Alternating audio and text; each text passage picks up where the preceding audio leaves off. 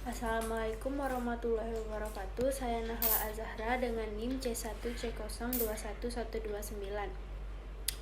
Di sini saya akan menjelaskan tentang konsep dasar dan hukum pajak.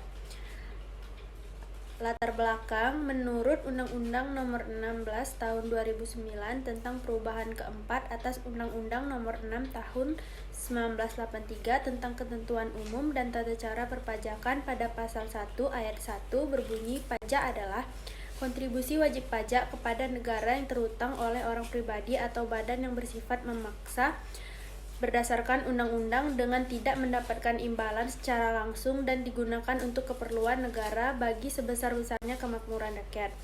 Pajak sendiri dibedakan menjadi beberapa jenis dan salah satunya adalah pajak penghasilan. Pengertian pajak. Definisi pajak menurut Undang-Undang Nomor 16 Tahun 2009 tentang ketentuan umum dan tata cara perpajakan.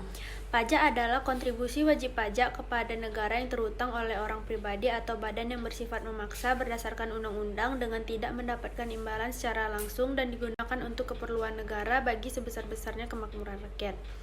Jenis-jenis pajak ada 5, yaitu pajak penghasilan, pajak pertambahan nilai, pajak penjualan barang mewah, bea materai, pajak bumi dan bangunan. Apa itu PPh? Pajak penghasilan adalah pajak yang dibebankan atas suatu penghasilan yang diperoleh wajib pajak, baik itu penghasilan yang berasal dari dalam negeri atau Indonesia maupun dari luar negeri. PPh sendiri bisa dibedakan menjadi beberapa kategori yang terdiri dari PPh yang dikenakan pada wajib pajak orang pribadi, yang mana meliputi pegawai, bukan pegawai maupun pengusaha. 2. PPh yang dibebankan atas penghasilan wajib pajak badan atau perusahaan hingga objek yang dikenakan PPh itu sendiri.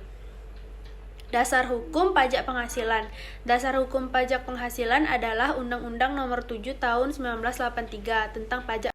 Kesimpulan, pajak penghasilan menurut Undang-Undang Nomor 17 Tahun 2000 Pasal 1 adalah pajak yang dikenakan terhadap subjek pajak atas penghasilan yang diterima atau diperolehnya dalam tahun pajak.